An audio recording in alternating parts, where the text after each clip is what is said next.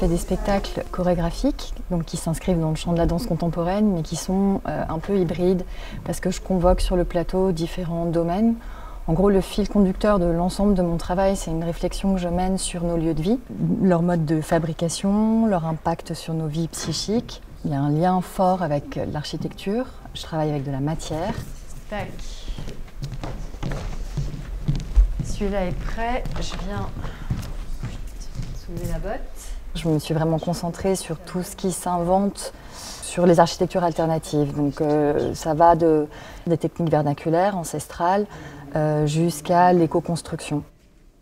Dans ma nouvelle pièce qui s'appelle À voix et à main nue, j'ai décidé de me concentrer plus spécifiquement sur une forme qui est très archétypale et qui appartient vraiment au registre de l'architecture vernaculaire, et donc c'est l'igloo. C'est pas du tout un travail sur les Inuits à proprement parler, c'est une source d'inspiration que je trouve intéressante et pertinente par rapport aux enjeux écologiques dans lesquels on est au XXIe siècle. Il y a un artiste qui s'appelle Mario Mers, qui est un peu une figure de proue du mouvement de l'arte povera, qui est un courant qui est né dans les années 70 en réaction à la société de consommation. Et cet artiste, qui au départ était peintre, s'est mis à construire des igloos, une série d'igloos, à partir de débris et de matériaux d'usage qu'il récupérait. Je trouve que c'est des formes qui sont très émouvantes, parce qu'avec du presque rien, il arrive à restituer une forme de beauté qui est à ces matériaux et à en créer à la fois une dimension poétique et donc politique.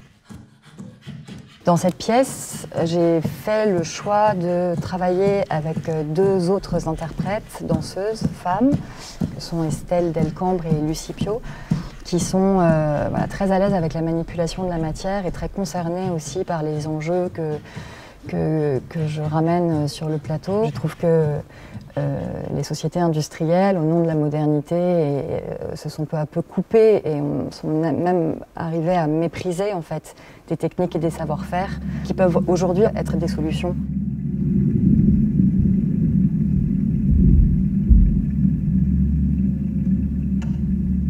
On a une image initiale qui est celle d'un tas composé de matériaux hétérogènes. On a des bottes de paille, du bois, du textile et nos trois corps qui sont enchevêtrés dans cet amoncellement de matière. Et toute une partie de la pièce consiste à proposer une transformation radicale de l'espace, à créer une installation à l'intérieur de laquelle quelque chose va pouvoir se libérer et où on va pouvoir danser et chanter.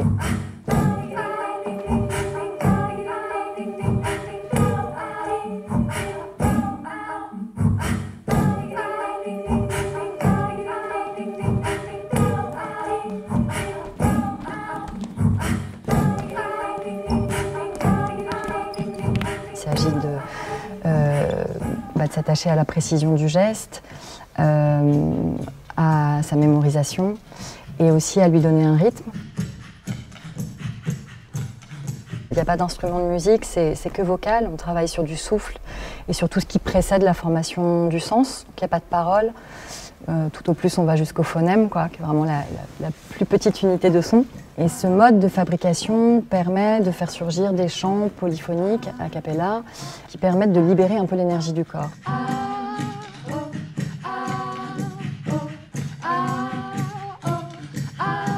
C'est un rite plastique, chorégraphique et musical sur la réappropriation de nos imaginaires et de nos savoir-faire.